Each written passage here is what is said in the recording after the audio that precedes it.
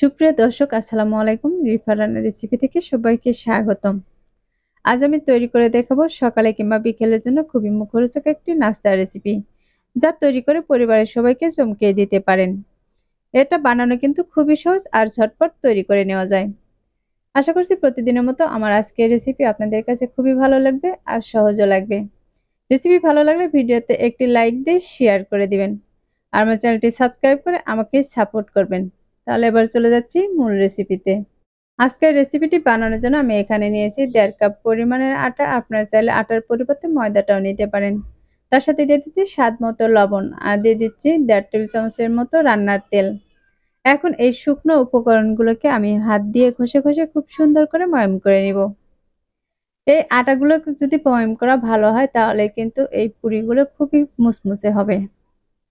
দেখতে পাচ্ছেন এই পর্যায়ে কিন্তু আমি হাত দিয়ে ঘষে ঘষে খুব সুন্দর করে ময়াম করে নিয়েছি। আর এটাকে ময়াম করে নেওয়ার পর কিন্তু এরকম মুঠি করে নিলে মুঠি হয়ে আসবে, আর সে পর্যায়ে বোঝা যাবে এটা কিন্তু ময়াম করে নেওয়া হয়ে গেছে। এখন এর মাঝে আমি দিয়ে দিচ্ছি কিছু পানি। পানিটাকে কিন্তু আমি একবারে দিব না, একটু একটু করে পানি দিয়ে খুব সুন্দর করে একটি ডো তৈরি করে নিতে হবে। আমি পানি দিয়ে আটাটাকে ভালোভাবে মিশিয়ে নিচ্ছি। আর এ পর্যায়ে কিন্তু আরো কিছু পানি দিয়ে দিচ্ছি। পানি দেওয়ার পর এটাকে কিন্তু খুব সুন্দর করে মাখিয়ে নিতে হবে। মাখানোর পরে দেখবেন খুব সুন্দর একটি ডো তৈরি হবে।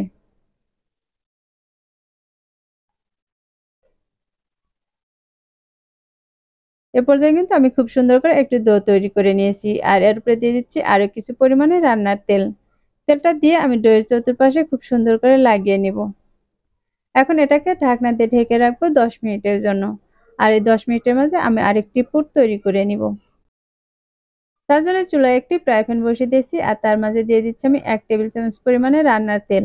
আর দিয়ে দিচ্ছি কিছু আস্ত জিরা। আর দিয়ে দিচ্ছি এখানে 2 থেকে 3টি পেঁয়াজ কুচি। এখন এই পেঁয়াজটাকে তেলের সাথে 1 থেকে 2 মিনিটের মতো ভেজে নেব। দেখতে পাচ্ছেন আমি কিন্তু পেঁয়াজটাকে তেলের সাথে 1 থেকে 2 মিনিটের মতো এরকম করে ভেজে নিচ্ছি।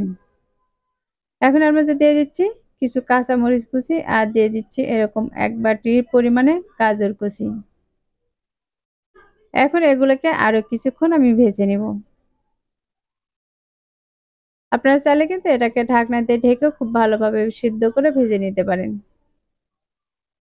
আমি এটাকে ঢাকনা দিয়ে ঢেকে দিব না, এরকম করে নেড়েচেড়ে ভেজে নেব। এই পেঁয়াজ আর গাজরটাকে কিন্তু খুব সুন্দর করে ভেজে নিতে হবে। এখন এর মাঝে দিয়ে দিব আমি স্বাদ মতো লবণ আর দিয়ে দিচ্ছি সামান্য পরিমাণে ধনিয়া গুঁড়া। আর দিয়ে দিচ্ছি হাফ চা চামচের মতো লাল মরিচের গুঁড়া। ঝালটা কিন্তু আপনারা আপনাদের পছন্দ অনুযায়ী দিয়ে দিতে পারেন। আর দিয়ে দিচ্ছি কিছু চাট মশলা। এখন এই সবগুলোকে আমি আবারও ভালোভাবে মিশিয়ে নিব। আর এই মশলাগুলোকে কষানোর জন্য আমি এর মাঝে দিয়ে দিব সামান্য পরিমাণে পানি। এখানে পানির পরিমাণটা কিন্তু খুব বেশি দেওয়ার প্রয়োজন নেই। এবার পানি দিয়ে আমি সবগুলোকে খুব নেড়েচেড়ে মিশিয়ে নিব।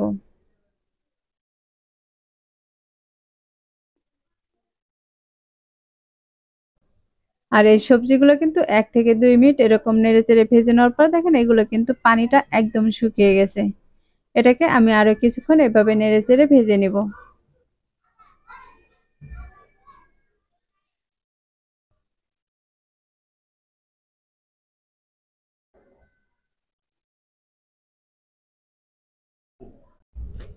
এবার কিন্তু এই সবজিগুলো ভাজা হয়ে গেছে। এখন আমি একটি বাটিতে কিন্তু উঠিয়ে নিব। এখানে আমি একটি বাটি নিয়েছি আর এই বাটির মধ্যে আমি সবগুলো সবজিকে উঠিয়ে নিচ্ছি। এ পর্যায়ে আমি সবগুলো কিন্তু উঠিয়ে নিয়েছি। এবার যে আটার ডোটা আমি বানিয়ে রেখেছিলাম তার উপর থেকে আমি ঢাকনাটাকে সরিয়ে নিচ্ছি। আর এই ডোটাকে কিন্তু আমি আরেকটু মথে নিব। ডোটা যত মোটানো ভালো হবে ততটাই কিন্তু রুটিটা পারফেক্ট হবে। এখন এটাকে আমি হাত দিয়ে ঘুরিয়ে ঘুরিয়ে খুব সুন্দর করে একটি বড় বলের শেপ বানিয়ে নিচ্ছি। এ পর্যায়ে এটা কিন্তু বানানো হয়ে গেছে। এখন এটাকে আমি বাটিতে দিয়ে আরেকটু লম্বা করে নিচ্ছি। এখন এখান থেকে আমি ছোট ছোট করে লেচি কেটে নিব। এখান থেকে আমি যে কয়েক পিস নাস্তা বানাবো সে কয়েক পিস করেই আমি কেটে নিব। এই নাস্তাগুলো আপনারা ছোট বড় যে কোনো শেপে কিন্তু করে নিতে পারেন। আমি এই নাস্তাগুলো খুব বড় বানাবো না, আবার খুব ছোট বানাবো না। এখন এখান থেকে একটি লেচি হাতে নিয়ে আবারও আমি কিন্তু এরকম হাত দিয়ে মুড়ে মুড়ে খুব সুন্দর করে একটি বলের শেপ দিয়ে নিচ্ছি। আমার এই পর্যায়ে এটি কিন্তু তৈরি হয়ে গেছে। আর একইভাবে কিন্তু আমি আরেকটি বানিয়ে দেখিয়ে দিচ্ছি। আর এভাবে আমি সবগুলোকেই বানিয়ে নিব। এখন এখান থেকে একটি লেচি আমি বোর্ডে নিয়ে নিব। এরপর কিছু শুকনো আটা ছড়িয়ে দিচ্ছি আর এটাকে হাত দিয়ে চেপে চেপে একটু বড় করে নিচ্ছি। এখন একটি রুটি বেলনাতে এটাকে রুটি বেলে নিতে হবে। এই রুটিটা কিন্তু খুব পাতলা বানাবো না, মাঝারি সাইজের করে একটি রুটি বেলে নিব। আর এর সাইডটা কিন্তু আর একটু পাতলা করে নিব। আর এর মাঝ বরাবর কিন্তু একটু মোটাই রেখে দিব। এ পর্যায়ে কিন্তু আমার এই রুটিটাকে বানিয়ে নেওয়া হয়ে গেছে। এখন আমি যে পুরটা রেডি করে রেখেছিলাম সেখান থেকে কিছু পুর আমি এই রুটির উপরে দিয়ে দিচ্ছি। এখন এক পাশ থেকে আমি এভাবে উঠিয়ে এই রুটিটাকে মুড়িয়ে মুখটাকে বন্ধ করে নিব। দেখতে পাচ্ছেন আমি এক পাশ থেকে উঠিয়ে কিন্তু এই রুটির মুখগুলোকে আমি বন্ধ করে নিচ্ছি। এভাবে রুটির মুখটা বন্ধ করে নিলে এগুলো তেলের মাঝে ভাজার পরে কিন্তু আর খুলে যাবে না। এখন এটাকে হাত দিয়ে চেপে চেপে আমি আবারও খুব সুন্দর করে মুড়িয়ে নিচ্ছি। আর উপরের যে বাড়তি অংশটা এটাকে আমি সাইডে দিয়ে নিচ্ছি। এখন এটাকে হাত দিয়ে চেপে আর একটু বড় করে নিচ্ছি। আর একটি রুটি বেলনাতে এটাকে আলতোভাবে বেলে নিব। এটা কিন্তু খুব চাপ দিয়ে বেলে নেওয়া যাবে না। খুব চাপ দিয়ে যদি বেলে নেওয়া হয় তাহলে কিন্তু ভিতর থেকে পুরটা বের হয়ে যেতে পারে। এটাকে আস্তে ধীরে এরকম সুন্দর করে বেলে নিতে হবে। এ পর্যায়ে কিন্তু আমার এটি রেডি হয়ে গেছে। আর একইভাবে কিন্তু আমি সবগুলোকে বানিয়ে নিব। এখানে কিন্তু আমি সবগুলো বানিয়ে নিয়েছি, এখন এগুলোকে তেলে দিয়ে ভেজে নিব। এর জন্য আমি আর মাঝে দিয়ে দিচ্ছি পরিমাণ মতো তেল। তেলটাকে হালকা গরম করে নিতে হবে। এই তেলটা কিন্তু খুব গরম করা যাবে না। যখন তেলটা হালকা গরম আসবে তখন আমি এই বানানো পুরিগুলোকে দিয়ে দিব। আর এর উপরে কিছু গরম তেল উঠিয়ে দিব। গরম তেল উঠিয়ে দিলে এগুলো কিন্তু খুবই ফুলকো ফুলকো হবে। আর এক পাশে যখন এগুলোর কালার চলে আসবে তখন আমি এগুলোকে উল্টিয়ে দিব। এই পুরিগুলোকে আমি 2 থেকে 3 মিনিটের মতো মিডিয়াম আঁচে ভেজে নিব। পুরিগুলোর দুপাশে যখন লাল ব্রাউন কালার চলে আসবে তারপর আমি উঠিয়ে নিব। দেখতে পাচ্ছেন এই পুরিগুলো কিন্তু আমি 2 থেকে 3 বার এভাবে উল্টিয়ে পাল্টিয়ে ভেজে নিয়েছি। এখন এগুলো ভাজা হয়ে গেছে আর একটি ছাঁকনি দিয়ে এগুলোকে আমি তেল ঝরিয়ে একটি প্লেটে উঠিয়ে নিচ্ছি। আর এগুলো দেখতে কিন্তু মাশাআল্লাহ অনেক সুন্দর হয়েছে।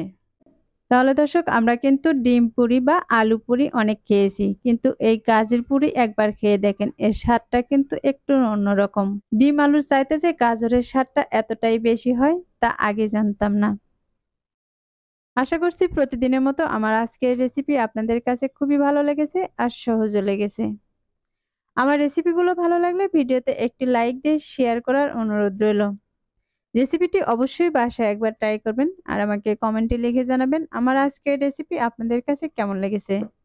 আর যারা আমার চ্যানেলটি এখনো সাবস্ক্রাইব করেনি তাদেরকে চ্যানেলটি সাবস্ক্রাইব করার অনুরোধ রইল। যারা চ্যানেলটি সাবস্ক্রাইব করেছেন তাদেরকে অসংখ্য ধন্যবাদ। কথা হবে আবারও সহজ কোনো রেসিপি নিয়ে। সবাই ভালো থাকবেন, সুস্থ থাকবেন আর আমার জন্য দোয়া করবেন। আল্লাহ হাফেজ।